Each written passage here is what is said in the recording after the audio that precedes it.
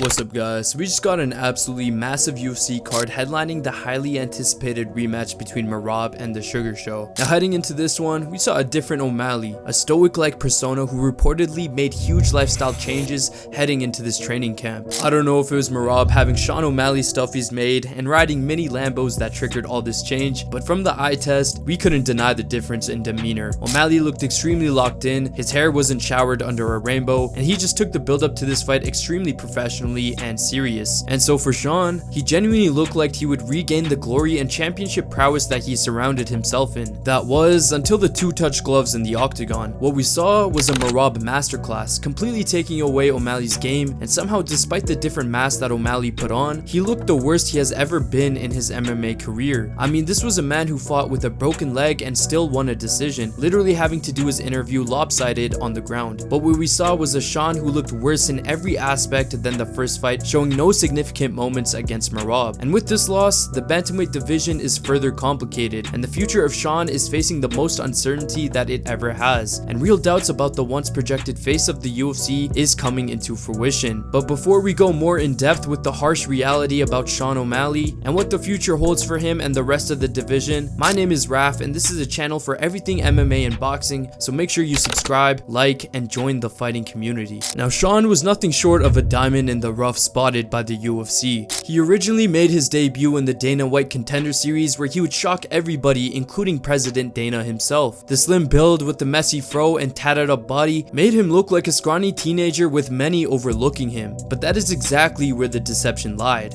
his appearances. With the incredible performance against Alfred Kashakian, O'Malley got his UFC contract and ran with it. He would eventually go on to produce a 9-1 fighting record in the UFC and would earn himself a title shot against the champ Aljamain Sterling in 2023. The huge fight set up against the two was O'Malley's biggest fighting test, and he did not shy away. He landed a nasty right hook and took down the bantamweight champ. His first title defense later came against his only loss at the time against Chito Vera, but once again, he proved that he was the best in the world. O'Malley was at the pinnacle of success, having that first title defense and proving that this was not all luck, and he showed no signs of slowing down. But at the same time as his come up, came a man looming from Georgia climbing the ranks in silence. For Merab, Sean was always on his radar, and with him defeating Peter Yan and Henry Cejudo, he would finally earn his chance. And so for the two coveted bantamweight fighters, they would settle their affairs in the historic Noche Sphere event in Vegas. But what we were left with by the end of the main event was a fearless Merab showing no ounce of respect to O'Malley and stopping all kinds of glimpses of success O'Malley found. Merab would dominate O'Malley on the ground, standing, and he even gave him kisses mid-fight, showing the confidence he was rolling with.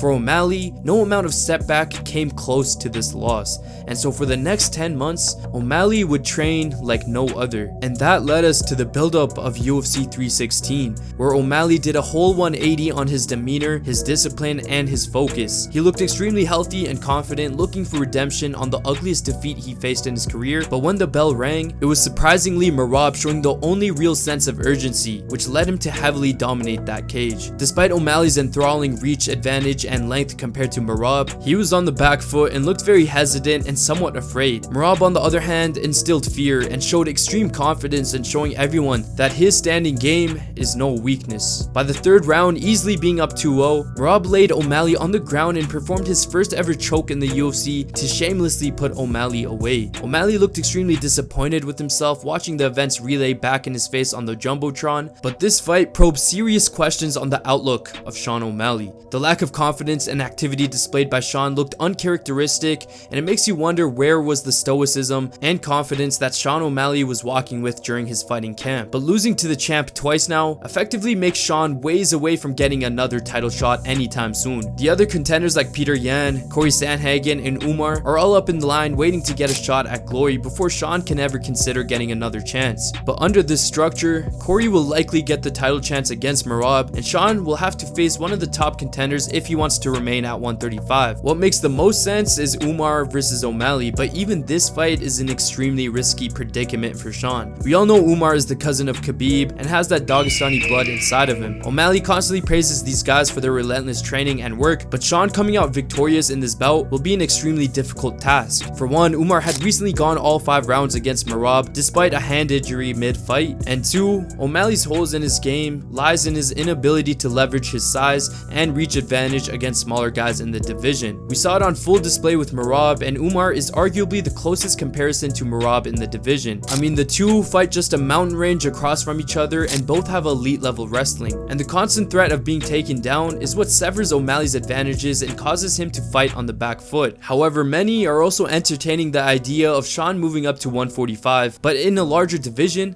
that tangible reach and size advantage quickly diminishes. On top of that, weight is not the real issue for O'Malley. It's a simple issue of being outskilled, especially on the ground. That is what held him back in each of his last two fights. Sean also runs the risk of just diminishing his championship aspirations if 145 does not work. Max Holloway, after making the decision to move to lightweight after losing to Volk on 3 occasions, had similar aspirations. The problem is that he is floating between two divisions and not having real championship threats on either side, losing to Tuporia in his return back to featherweight and now fighting a retirement fight against Dustin. No doubt about it, these types of fighters are extremely fun to watch and they often put on shows for the fans, but those championship aspirations and goals of staying on top is extremely difficult with shuffling in and out of weight classes. So for Sean, making the move up and displacing himself can prove to be a detriment, especially if he's unable to become a formidable threat under the stacked featherweight division. But in the end, Sean is left in a turning point in his career following the loss to Merab. The once elite fighter, clearly showing signs of becoming the face of the UFC, had essentially lost all the greatness he once had, and the coming decisions and fights for Sean will prove to have massive implications on the longevity of his MMA career. But I'm curious to know what you guys think. What went wrong for Sean in the fight against Merab? Also, will he move up as many are suggesting, or will he stay at 135 and undergo the long climb back up to his once proclaimed glory? Let me know your thoughts in the comments below.